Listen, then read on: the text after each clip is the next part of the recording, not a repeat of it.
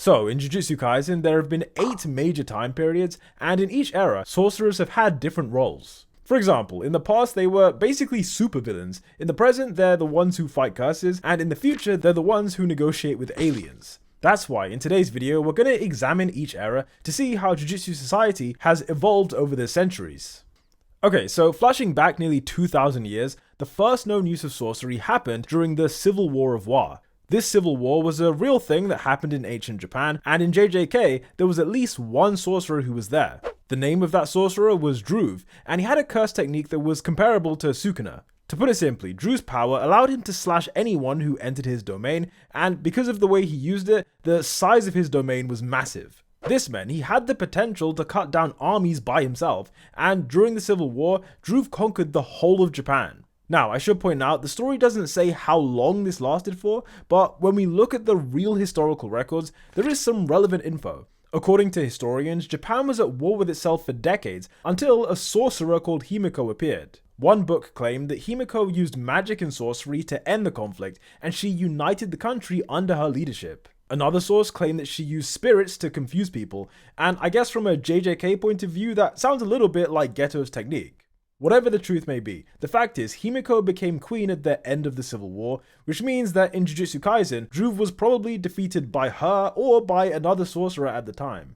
Besides that, we don't know too much about this time period, but it's clear that in this era, Jujutsu had no regulations and sorcerers were free to just take over the whole country. As a result, we'll refer to this period as the Dark Age of Jujutsu, where an organized Jujutsu society didn't yet exist.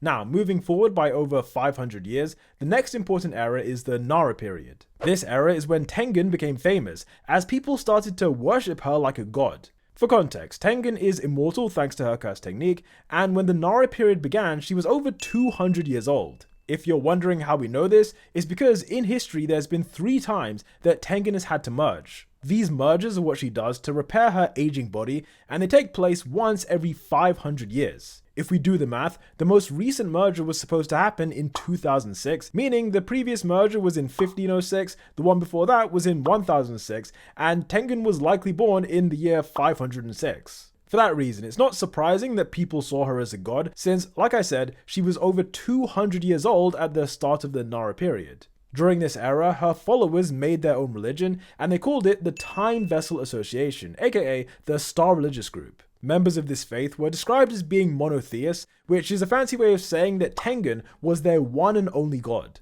Later in the video, we'll talk more about their other belief, but in the Nara period, there's not much else we can say about them.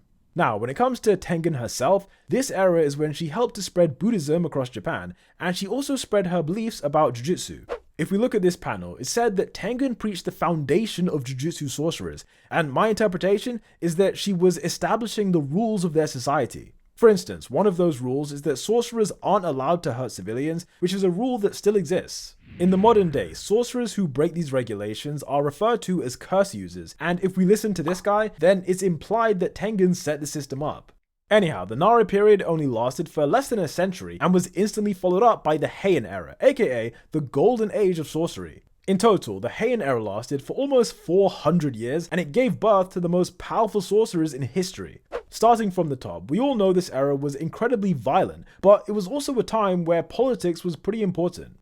Back then, the Fujiwara clan were the strongest family politically, and in the world of JJK, they had a ton of sorcerers working for them. One example of this is the Sun, Moon and Star Squad, who were a group of assassins that weren't allowed to have names. These assassins worked directly for the Fujiwara, and their captain was a woman who could manipulate space. As a skilled sorcerer, she also had a domain expansion, although I should mention that at this point in time, domains were a lot more common. The reason for this is that in the past, most domains didn't kill your opponent, instead they simply forced the victim to follow certain rules. An example of this in the modern day would be Higuruma, whose domain forces people to stop fighting, among other things. According to Tengen, only the best sorcerers had domains that would actually kill, and this included people like Yorozu and obviously Sukuna. Even though his backstory was never fully fleshed out, what we do know is that Sukuna ate his twin brother when they were still in the womb, and doing that led to him becoming this freak of nature. In his true form, he had 4 arms and 2 mouths, which gave him a huge advantage when it came to Jujutsu. This is because hand signs and curse chants can boost your own strength in various ways, and so Sukuna's mutant body was perfect for using sorcery. On top of that, he possessed more curse energy than any human in history, and was a genius who could instantly learn new techniques. With all of that in his favor, Sukuna became invincible to the point that even the Fujiwara couldn't beat him. In one chapter, it was confirmed that he single-handedly crushed the Sun, Moon and Star squad, while also destroying another squad that belonged to the Fujiwara. More than that, he beat sorcerers belonging to other strong clans as well, including Angel, who had the power to negate curse techniques. What I thought was interesting though, is that buried in the details of chapter 238, you can see that Gojo's ancestors also lost to Sukuna. For context, Gojo is the descendant of Michizane Sugawara, who was the most prominent member of the Sugawara clan. In the year 901, Michizane and his entire family were banished by the Fujiwara, and they were all forced to leave the capital city. This meant the family lost all of the influence they once had, and years later, some of their sorcerers began working for the Abe clan. Without getting into all the details, the Abe clan were a powerful family, and in real life, one of their descendants was the recent Prime Minister of Japan. In the Heian Era of Jujutsu Kaisen, the Abe clan had Angel and the Sugawaras working for them, but their forces were still easily beaten by Sukuna. In fact, Sukuna's strength was so overwhelming that eventually people began to accept him as a part of everyday life. For example, in one flashback he was invited to a harvest festival, which is a celebration where the community would thank the gods for their crops and would just pray for the good times to continue. In a separate panel, one farmer complained about having to pray to Sukuna as if he was a god, which is something they did to show him they didn't want trouble.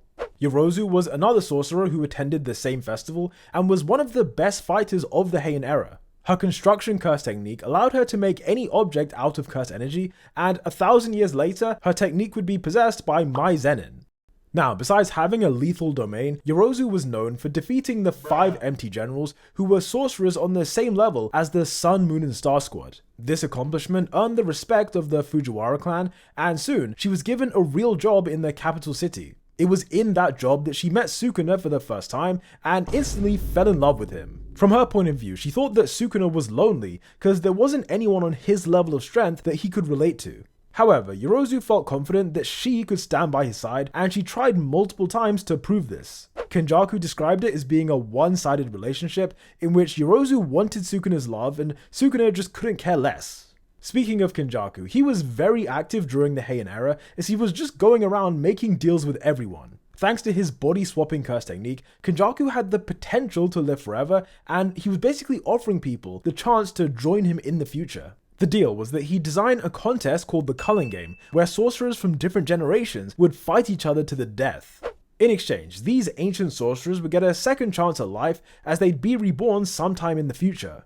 Sukuna was one of the people who agreed to these terms, hence why his soul was divided into 20 fingers, and he did this because in his words it was the perfect way to pass time until death.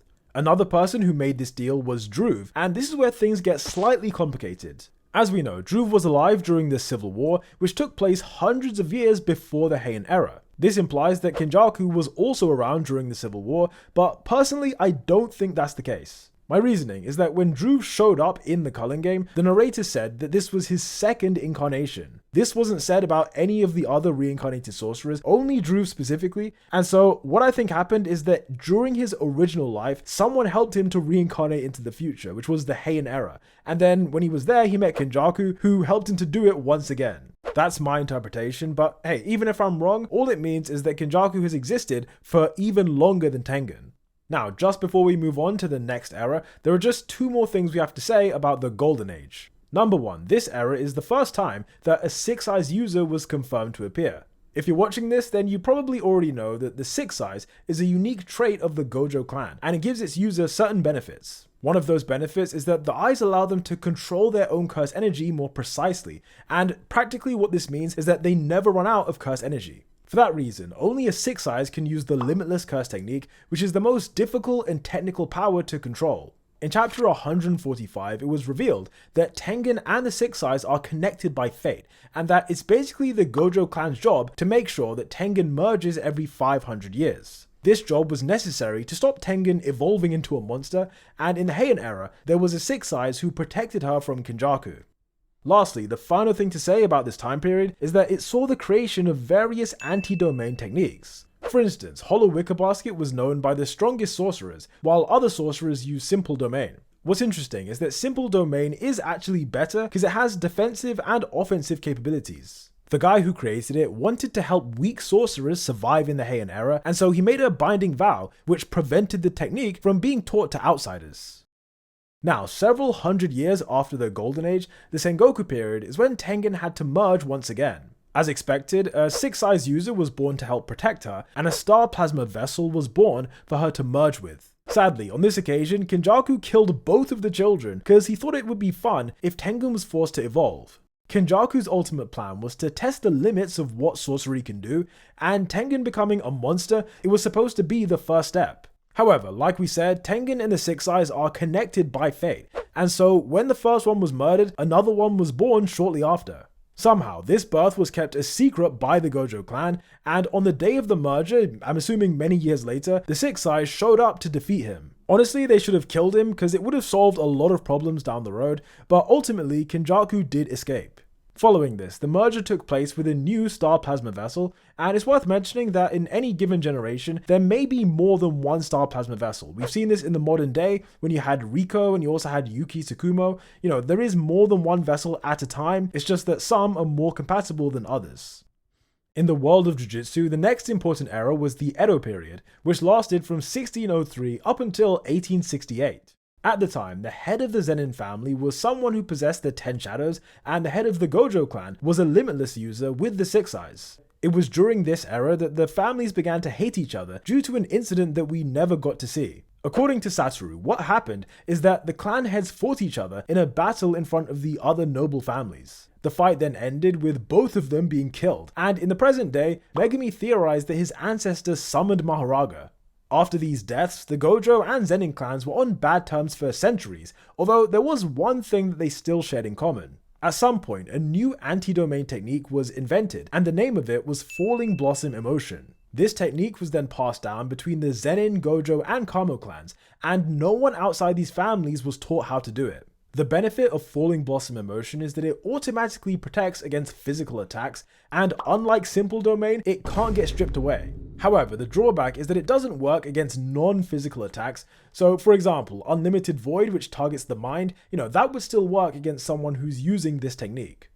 Moving on, another important thing that happened in the Edo period is that Hajime Kashimo was born. In my video about ancient sorcerers, I explained why Hajime likely isn't his original name, but for the rest of this video, we're just going to ignore the technicalities. During his life, Kashimo was a bloodthirsty sorcerer who tried to find satisfaction through fighting other people. What makes Hajime stand out is that his curse energy is electrified, enabling him to shock people without using a curse technique. On top of that, despite not having a domain, he was still the strongest of his generation, and it seemed like no one ever gave him a real challenge. For that reason, he never felt satisfied, because unlike Sukuna, Kashimo didn't have fun being lonely at the top. That's why, when he was an old man, he accepted Kenjaku's invitation to join the Culling Games, as it was his only chance to fight someone who might be stronger than himself. As a side note, Ryu Ishigori was also from this era, although he was a lot younger than Kashimo. Ryu's claim to fame is that he has the highest curse energy output in history, even larger than Sukuna. For context, output is the amount of curse energy that you can put into a single attack, and naturally the more you put in, the stronger the attack will be. Similar to Kashimo, Ryu wasn't fully satisfied by his first life, hence why he joined the Culling Games. However, what makes them different is that Ishigori was able to relate to people, and he even managed to get a girlfriend. This meant when he died, he didn't have many regrets, and to him, the Culling Games was the dessert to fully complete his life. By contrast, Kashimo was a miserable, lonely old man who found it hard to have normal human interactions.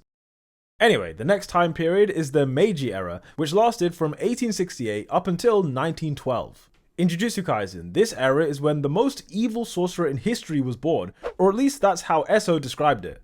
As we know, Eso himself is a hybrid between a curse and a human, and was created during the Meiji Era by Nobutoshi Kamo. If you're watching this in the future and you've seen season 3 of JJK, then you know that Nobutoshi Kamo was secretly Kenjaku in disguise, and in this body he did unspeakable things. For instance, there was a woman who gave birth to a half-human, half-curse hybrid, and she tried to get help from Jujutsu sorcerers. The temple that she went to was run by Noritoshi, but instead of helping her, he kept her as his own personal prisoner. After that, he got her pregnant on 9 separate occasions, mixing in his own DNA with the DNA of a cursed spirit. The end result were these 9 cursed objects, which are referred to as the Cursed Womb Death Paintings. The records of how this happened were eventually destroyed by Jujutsu Society, and Kama was remembered as a disgrace to the big 3 clans. Now, with all that said, we're finally moving on to the modern era, which is where the main story takes place. This era is when the Jujutsu world got flipped upside down, as you had the destruction of the Zenin clan, the evolution of Tengen, and the reincarnation of Sukuna, among other things. Before we get into it, it's worth mentioning that in modern times, Jujutsu was now kept a secret from the public. This is different to previous eras where sorcerers were all well known, and the reason for this was explained by Geto. To put it simply, if the public knew about supernatural threats, then it would cause them to be afraid, and if the public is afraid, then curses will get even stronger. Having strong curses is not compatible with modern life, and so the government pays sorcerers to kill them. In the modern age, sorcerers get a monthly salary which varies depending on their rank, although for some people they get paid on a case-by-case basis. When supernatural stuff happens that the police can't deal with, Jujutsu sorcerers are then called in to take over, and they use barriers to hide their activities. These barriers are strengthened by Tengen, who spent the last 1,000 years creating barriers of her own. Tengen's huge barriers do various things that I explained in my video about curses, but for today, the main point is that they improve the barriers of other sorcerers and suppress the creation of cursed spirits. All of this is done to make modern life as peaceful as possible and to reduce the amount of suffering caused by supernatural things. Now, in December of 1989, Satoru Gojo was born, who was a baby with the 6 eyes and limitless curse technique. The anime said that his birth is what changed the balance of the world, since his strength was so overwhelming that it forced curses to get stronger in response. A couple years later, a girl called Riko Amanai was also born, and she was the perfect vessel for Tengen to merge with. By this point, it had been almost 500 years since the last merger, and in 2006, it was set to happen again. The problem is that there were various people trying to kill Riko, and one of those groups was the Time Vessel Association. After all this time, the group was somehow still a thing, and they also had a ton of money, and what they wanted was for Tengen to evolve. This is because they worship a pure, untouched version of Tengen, and to them, the merger would ruin that. However, like we said before, Tengen, the 6 Eyes, and the Star Plasma Vessel, they're all connected by fate, and so the odds of stopping the merger were insanely low. The head of the religion even admitted this himself, but regardless, he hired Toji Zenin to at least give it a try. What made Toji special is that his body had no connection to cursed energy, and due to that, he was able to defy fate by killing Riko. This led to a domino effect that would change the world of Jujutsu, and because so much happened, I'm just going to give a high-level overview. For a start, Riko's death meant that Tengen finally evolved, and this was great news for Kenjaku. In order to test the limits of what sorcery can do, Kenjaku's plan was to merge the entire population of Japan with the new Tengen. The result of this merge would be his greatest creation, but first he had to get Gojo out the way. Following Riko's death and other tragedies, Gojo had improved massively as a sorcerer and was by far the strongest, and he'd also grown as a person as well. From his viewpoint, the Jujutsu world was a scummy place, filled with abusive clans, strict regulations, and conservatives who refused to change. Literally everything these higher-ups did was to follow the regulations and to preserve their own power, even if it meant killing children who they thought might be a threat. Luckily, Gojo saw things a lot differently, and there were multiple times where he stepped in to save another person. One of the people he saved was Yuta Okotsu, who was a descendant of both Michizane Sugawara and the Fujiwara clan. Compared to everyone else in this era, he had by far the most curse energy, and in under 2 years, he became the second strongest sorcerer. A different person Gojo saved was Megami, who was supposed to be sold to the Zenin clan at a young age. By preventing this deal, Gojo saved Fushiguro from being raised like a conservative and allowed him to have a more normal childhood. Of course, there are many other examples like Yuji and Maki, but the point is that Satoru used his power to help people, since he wanted the next generation to be better. If it wasn't for Kenjaku, then he would have lived to see it happen, but the ancient sorcerer made plans to get rid of the 6 Eyes. On Halloween in 2018, he sealed Gojo in the prison realm, and with the strongest sorcerer being gone, Kenjaku was free to do what he wanted. Then, after 1,000 years of waiting, he finally began the culling game, while also releasing 10 million cursed spirits in Tokyo. The culling game was part of the ritual to merge Tengen with the rest of Japan, and as expected, sorcerers like Dhruv, Kashimo, and Yorozu all came back to life. Meanwhile, politically, the government was forced to reveal the existence of cursed spirits since so many had been released that it was impossible to keep secret. However, the Japanese government did still lie since they claimed that spirits only exist in Tokyo, and later on we'll see how this lie did actually pay off. Besides that, the head of the Zenin clan was killed, the rest of his clan was massacred, and the Kamo clan head was killed by Kenjaku. When you also factor in that the Gojo clan head was locked up, this was easily the most chaotic month in the entire timeline. Thankfully, in the weeks after Gojo was sealed, his students joined the culling game and formed an alliance with Angel. Angel's curse technique was what they needed to unlock the prison realm, and in late November they finally broke him out. In the time that he'd been sealed, the higher-ups had killed Yaga, they tried to kill Yuji, and they made it illegal for anyone to open the prison realm. As usual, their goal was to maintain their own power, and basically they wanted to stop Gojo from interfering with politics. Up until this point, he'd been trying to change their society without using any violence, but in this moment, he massacred all the higher-ups who he didn't trust. This meant the people holding back their society were now all gone, and his friends would have the power to make big reforms in the future. Of course, for Gojo himself, he still had to fight Sukuna, who by this point had reincarnated into Megami's body. The fight between these two was called the Shinjuku Showdown, and Jujutsu High spent a month preparing. Obviously, plan A was for Gojo to win, but if he lost, they had a bunch of fighters ready to jump in.